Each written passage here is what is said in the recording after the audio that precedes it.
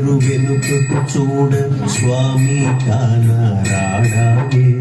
సవతులు ఇద్దరు పరుగున వెళ్ళి శిలారూపమే చూసెనుగా, శిలారూపమే చూసెనుగా.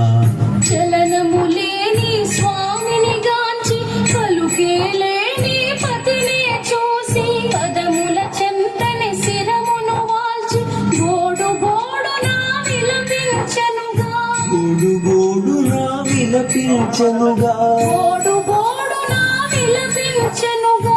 వెంకటేశుని చరితము వింటే పాపములన్నీ తొలగు గదా.